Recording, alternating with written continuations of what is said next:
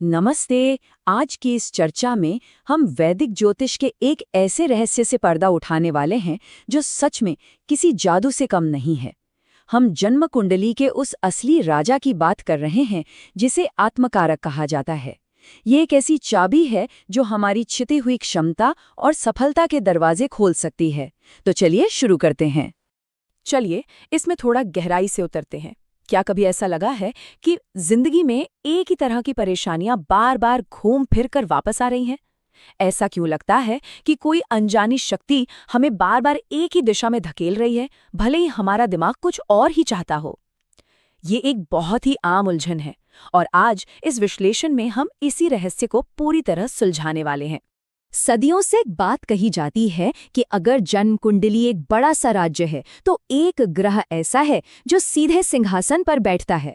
हम लोग अक्सर सूर्य राशि, चंद्र राशि या फिर शनि के प्रभाव में उलझ जाते हैं, है ना? लेकिन सच तो ये है कि इन सब के पीछे एक बड़ा रहस्य छिपा है। एक ऐसा ग्रह है जो इन पारंपरिक राशियों से ऊपर है और वही इस पूरे राज्य का इकलौता राजा है। तो आखिर ये रहस्यमयी ग्रह है क्या? इसे आत्मकारक कहते हैं। ये शब्द संस्कृत से आया है।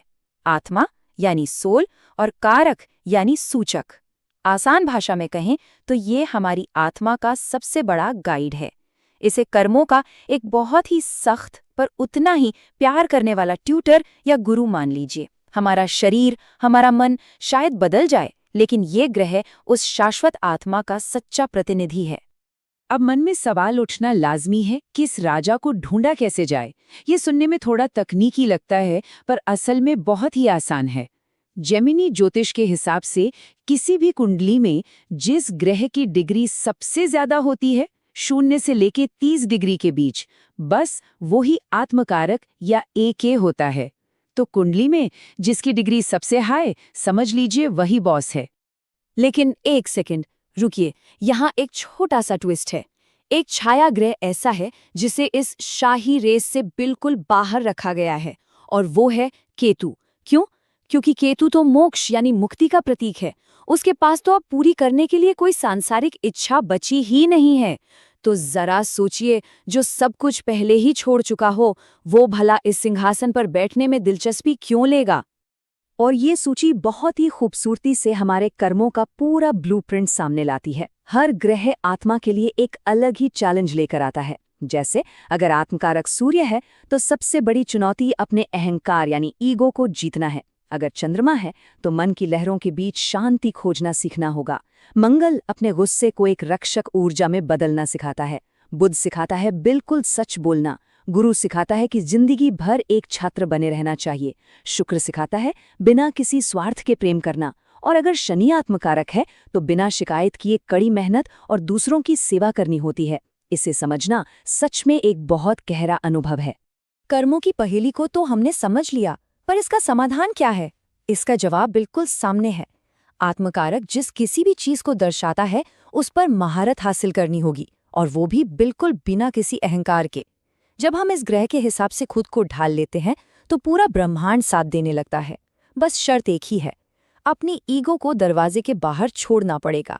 यही असीमित समृद्धि की पहली सीढ़ी है। तो अब सबसे जरूरी बात यह आती है कि इस ऊर्जा को जगाया कैसे जाए। इसके लिए हमारे पास एक बहुत ही स्पष्ट ब्लूप्रिंट है जिसमें 3 सटीक कदम हैं। पहला, अपना धर्म यानी कार्मिक सबक पहचाने। दूसरा कदम है नवमांश चार्ट में कारकांश को ढूंढना। और तीसरा, अपने इष्ट देवता को जानना। चलिए आगे बढ़ते हैं और देखते हैं कि ये कैसे काम करता है। जो दूसरा कदम था, कारकांश, वो असल में एक आध्यात्मिक कंपास की तरह है। ये वो राशि है जहां आत्मकारक नवमांश चार्ट में बैठता है। उदाहरण के लिए मान लीजिए कि किसी का कारकांश मेष जैसी किसी अग्नि तत्व वाली राशि में है, तो वहां हिम्मत दिखाने और नए कदम उठाने से कामयाबी मिलती है। इसके बिल्कुल उलट अगर ये कर्क जैसी जल तत्व की राशि में है तो दूसरों की देखभाल करने और सहानुभूति से आत्मा को पोषण मिलता है। दोनों रास्ते एकदम अलग हैं पर मंजिल एक ही है। अब बात करते हैं तीसरे कदम की, जो थोड़ा और गहरा है, इष्ट देवता। आत्मकारक से ठीक 12वें भाव को देखकर इनका पता लगाया जाता है। ये आत्मा के वो खास मार्गदर्शक देवता होते हैं जो मुश्किल वक्त में एक पुल का काम करते हैं।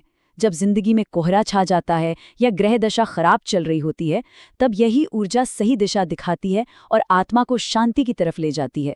ये सारी बातें सुनने में बहुत कॉस्मिक और आध्यात्मिक लगते हैं ना, पर इनका हमारी डेली लाइफ में क्या काम? असल में इस खगोलीय ऊर्जा को हम अपनी रोजमर्रा की जिंदगी में आसानी से ढाल सकते हैं। इसके लिए कुछ बहुत ही सरल और प्रैक्टिकल उपाय हैं। आइए उन टूल्स पर नजर डालते हैं जो इस ऊर्जा को हमारे लिए काम करने लायक बनाते हैं। अब सबसे दिलचस्प बात यह है कि ये सारे एक्शंस कितने सिंपल और नेचुरल हैं। ये बिल्कुल अपने अंदर के रेडियो को सही फ्रीक्वेंसी पे ट्यून करने जैसा है। जैसे अगर अग्नि आत्मकारक है तो रोज एक दिया या मोमबत्ती जलाना चाहिए। वायु आत्मकारक है तो प्राणायाम करना बेस्ट है। पृथ्वी आत्मकारक के लिए बस नंगे पैर घास पर चलना काफी है।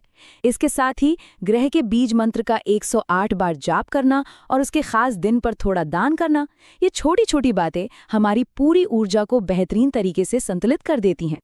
एक और बहुत ही महत्वपूर्ण कनेक्शन है 10वें भाव यानी 10th हाउस का। अगर आत्मकारक यहाँ बैठ जाए तो समझ लीजिए करियर सिर्फ बिल चुकाने वाली नौकरी नहीं रह जाता, ये एक साधना बन जाता है, एक आध्यात्मिक अभ्यास। यहाँ काम को पूरी ईमानदारी और एथिक्स के साथ करना बहुत जरूरी है।